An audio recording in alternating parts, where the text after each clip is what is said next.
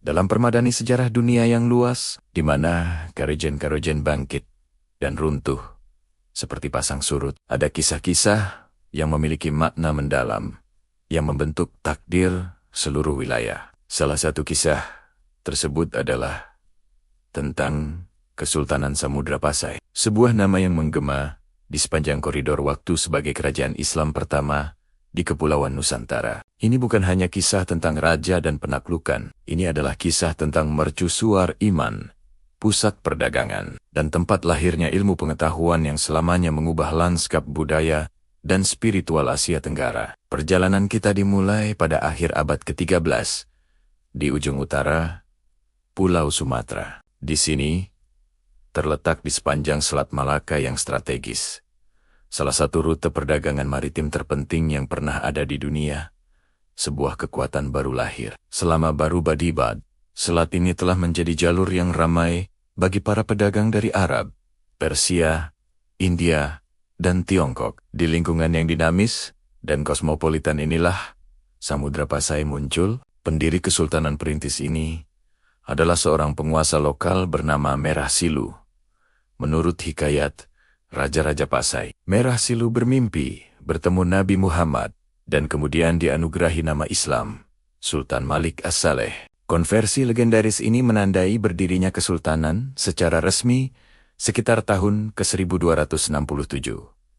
Sultan Malik As-Saleh mengkonsolidasikan kekuasaannya, menikahi seorang putri dari kerajaan Islam tetangga, Perlak, dan meletakkan dasar bagi sebuah dinasti yang akan bertahan selama hampir 3 abad. Di bawah Sultan Malik As-Saleh dan para penggantinya, Samudra Pasai berkembang menjadi kekuatan ekonomi yang tangguh. Lokasinya yang strategis memberinya kendali atas arus barang melalui selat, emas, dan hasil hutan dari pedalaman Sumatera diperdagangkan dengan tekstil dari India dan keramik dari Tiongkok. Namun, komoditas paling berharga dari kesultanan ini adalah lada. Kerajaan ini bahkan mencetak koin emasnya sendiri, yang dikenal sebagai dirham, yang telah ditemukan hingga ke Afrika Timur, sebuah bukti jaringan perdagangannya yang luas. Namun, pengaruh Samudra Pasai jauh melampaui pasar. Ia dengan cepat berkembang menjadi pusat pembelajaran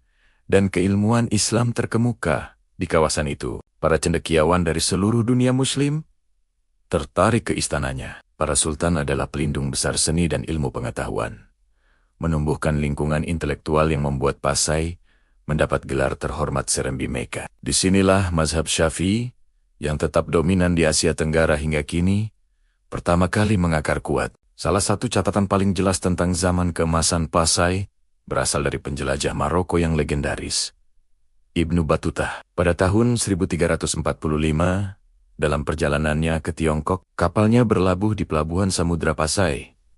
Dia menggambarkan sebuah kota megah dengan tembok dan menara kayu yang mengesankan. Dia memuji sultan yang berkuasa, Sultan Al-Malik Az-Zahir, sebagai penguasa yang rendah hati, murah hati, dan sangat saleh.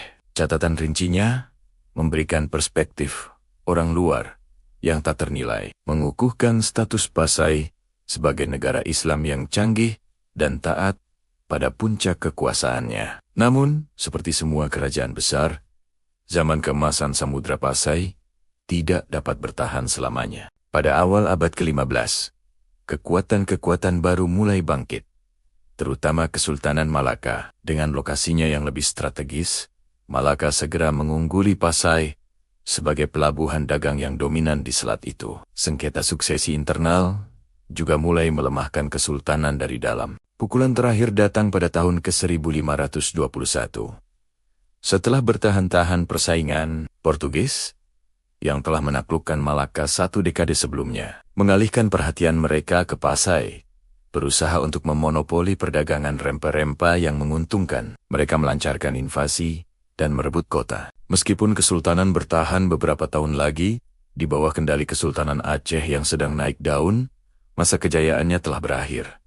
Namun, warisan Samudra Pasai tak terukur. Kerajaan itu adalah langkah pertama yang krusial dalam Islamisasi Nusantara. Model kesultanan yang menggabungkan perdagangan, diplomasi, dan keilmuan agama menjadi cetak biru bagi karajan-karajan Islam berikutnya di seluruh Indonesia dan Malaysia. Bahasa Melaju yang diperkaya dengan aksara Arab dan kosakata di Istana Pasai menjadi lingua franca, perdagangan, dan agama di seluruh wilayah. Saat ini, yang tersisa secara fisik dari kerajaan besar ini hanyalah beberapa batu nisan yang lapuk, termasuk makam pendirinya yang bertuliskan Indah Sultan Malik As-Saleh. Batu-batu sunyi ini adalah simbol kuat dari sebuah era yang telah berlalu. Pengingat akan masa ketika sebuah kerajaan kecil di pesisir Sumatera berdiri di pusat dunia. Sebuah mercusuar iman dan perdagangan yang menerangi jalan bagi sebuah peradaban.